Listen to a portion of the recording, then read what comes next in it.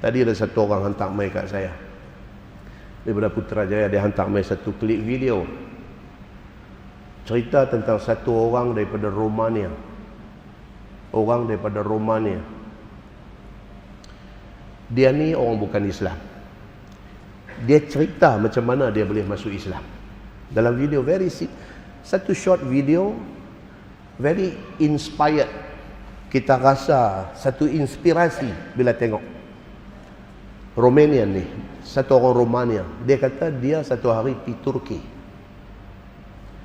Dia pergi tour, pergi makan angin di Turki. Nak jadikan cerita, dia sesat. Dia duduk drive, sesat. Gelap malam. Sampai satu kampung apa tak tahu. Nak rodong pergi mana pun tak tahu dah. Masa dah lewat, dah gelap dah. Jumpa satu orang Turki. Berhenti, tunjuk address. Dia kata ni, alamat hotel ni tang mana? Dia ni kata ni kampung. Dia kata sini tak ada hotel. Allah, dia kata. Ni dia nak belah pergi ke mana pun tak tahu dah. Turki ni kata dekat dia, tak apa, mai singgah rumah saya. Dia cerita dalam video tu. Dia cakap orang putih. Tapi ada sarikata Melayu pula kat bawah.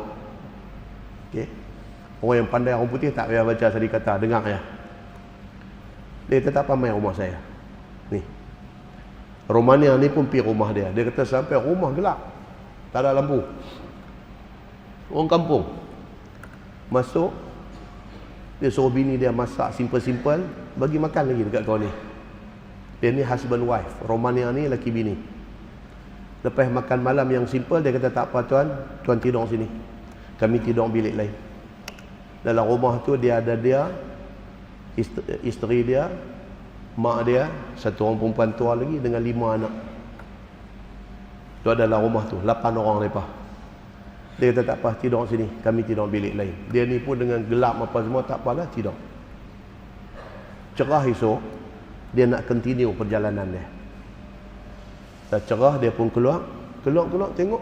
Rumah seketul tu ya, tak ada bilik. Dia duduk tu dalam petak tu ya. Tak ada apa dah, bilik apa pun tak ada. Baru nampak, masih cerah siang. Dia tengok-tengok di luar, keluarga ni duduk bawah pokok.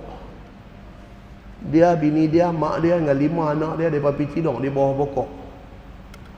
They are freezing, dia kata. Kesejukan. Turki, dia main musim sejuk. Duduk bawah pokok. Di Romania ni, bila keluar ni, dia pergi dekat, dia kata, hang ni gila apa? Dia kata, apa benda ni hang bagi kami tidur di dalam, yang hang tidur di bawah pokok? Dia jawab apa? Dia kata, saya tak gila Tuhan. Dia kata, saya orang Islam. Islam ajak kami suruh muliakan tetamu, apatah lagi tuan musafir dan tuan sesat. Tak apa, dia kata. Jadi kata lagu tu, Romania ni rasa guilty, dia rasa bersalah. Dia kata, apalah buat macam ni? Dia kata, apa yang Islam ajak kat you sampai you pergi buat macam ni?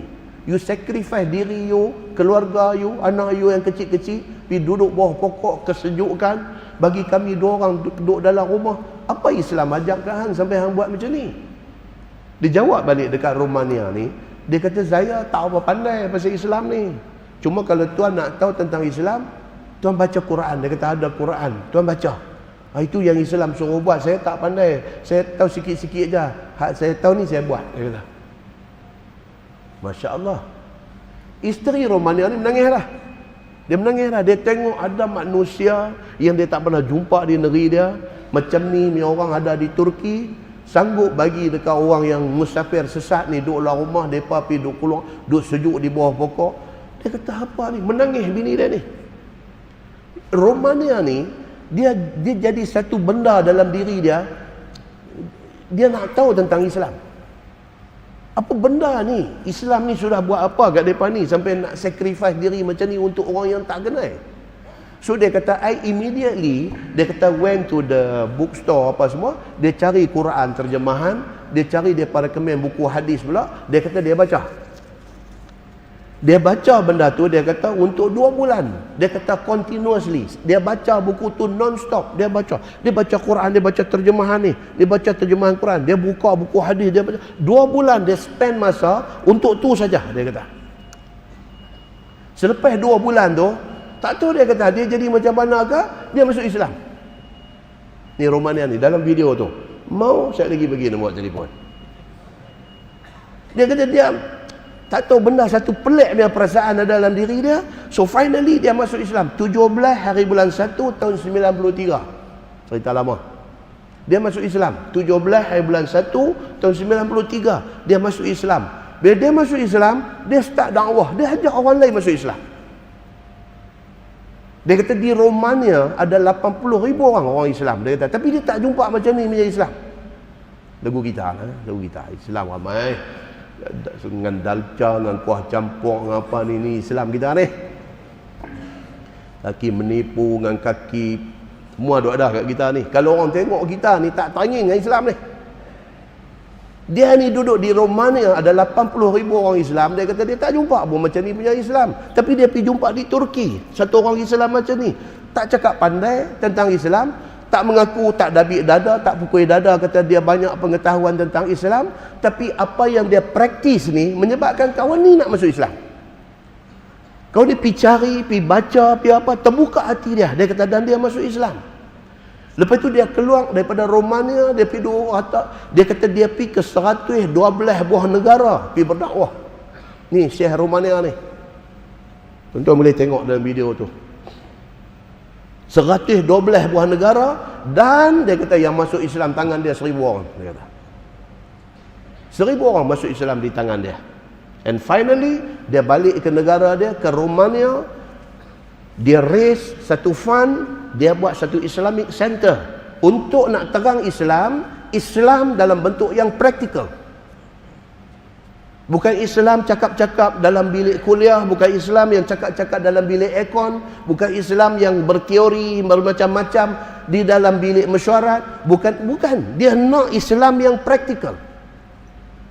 Dia dah raise fund dan dia dah buat dah satu center, yang center tu dia kira all out, dia nak buat, nak bagi seramai mungkin orang masuk Islam, dia kata. Saya kebetulan pula nak baca cerita pasal ni, tiba-tiba Syekh ni pula pergi hantar mai pula video ni, tengok matching cantik, dia kata. Tuan-tuan, Allah Subhanahu Wa Taala akan bagi dekat dia lebih daripada unta merah. Kerana bersebab musababkan dia Romania ni masuk Islam, dan kemudian dia jadi satu dynamo yang duk supply power kepada orang lain supaya kena Islam, masuk Islam dan berdakwah untuk Islam. Muslimin dan muslimat yang dirahmati Allah sekalian, kita bila tengok benda-benda macam ni, Allahu Akbar, kita compare balik kat diri kita ni, tak ada apa pun yang kita buat, tuan-tuan. Kita cakap pandai aja. Kita ni tak ada apa pun yang kita sacrifice untuk Islam. Tuan-tuan, tanam azam dalam hati kita. Tak banyak sikit kita sampaikan Islam kepada orang. Sama ada orang tu sudah Islam ataupun orang bukan Islam. Bukan kita nak buat musuh.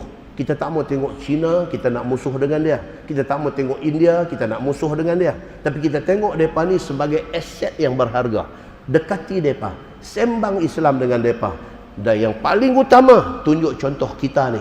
Jadi Islam, jadi macam kita. Kita orang yang boleh dicontohi. Satu orang Islam yang boleh dicontohi oleh orang-orang ni semua. Supaya hormat dia dekat kita, membawa dia kepada kenal Islam.